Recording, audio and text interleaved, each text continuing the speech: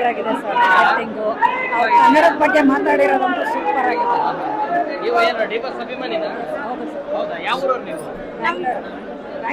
Super ಆಗಿದೆ movie. Super ಆಗಿದೆ. Family ನೋಡ್ಬೋದು. ನಾನು ಇವಾಗ ನೋಡ್ಕೊಂಡು ಹೋಗಿ ನಮ್ಮ ಮನೆ ತಂದೆ ತಾಯಿ ನಮ್ಮ ಅಜ್ಜಿ ಎಲ್ಲರನ್ನ ಕರ್ಕೊಂಡ್ ಬರ್ತೀನಿ.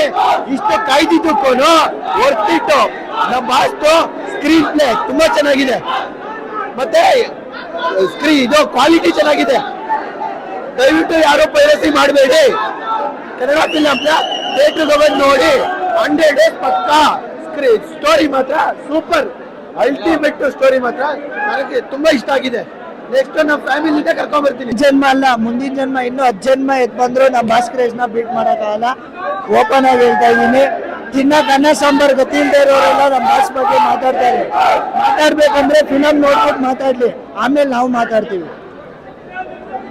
ದಯವಿಟ್ಟು ಯಾರನ್ನು ಕನ್ನಡ ಸಿನಿಮಾನ ಪೈರಿಸಿ ಮಾಡಕ್ ಹೋಗ್ಬಿಡಿ. ಕಷ್ಟಪಟ್ಟು ಮಿಲನ ಪ್ರಕಾಶ್ ಅವರು ಒಳ್ಳೆ ಫಿಲಂ ತೆಗ್ದವ್ರೆ, ಬಂದ್ ನೋಡಿ. ಡೆವಿಲ್ ಮಸ್ತ್ ಮೂವಿ.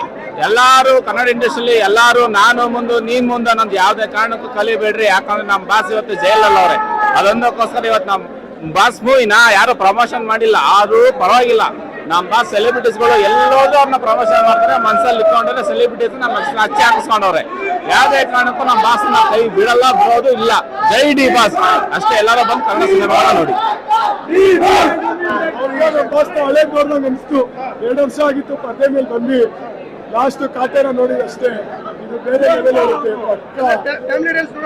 ಹೌದು ಬ್ರದರ್. ಮತ್ತೆ ಒಂದೊಂದ್ ಸಿನಿಮಾ ಮಸ್ತ ಐತೆ. ಹೊಸಗೂ ಚಾನ್ಸ್ ಕೊಟ್ಟಾರೆ. ಗಿಲ್ಲಿ ನಟ ಅಂತೂ ಮಸ್ತಾಗಿ ಮಾಡೋರೆ ಬ್ರದರ್. ಚೆನ್ನಾಗಿರುತ್ತೆ ಅಂತ ಎಕ್ಸ್ಪೆಕ್ಟ್ ಮಾಡಿದೀವಿ. ಚೆನ್ನಾಗಿರ್ಲೇಬೇಕು. ನಮ್ ಬಾಸ್ ತಂದ್ರೆ ಕೇಳ್ಬೇಕಾಗುತ್ತೆ. ಬನ್ನಿ ನೋಡ್ರಿ, ಮಸ್ತಾಗೈತೆ. ಡೆವಿಲ್ ಬೆಳೆಸ್ರಿ. BGM ಅಂತೂ ಕೇಳಕ್ಕೆ ಆಗಲ್ಲ, ಸಕ್ಕದಾಗೈತೆ. BGM ಕೇಳ್ತಿದ್ರೆ ವಿಲನ್ ಲುಕ್ ಅಂತೂ ಮಸ್ತಾಗೈತೆ ನಮ್ಮ ಬಾಸ್ತು.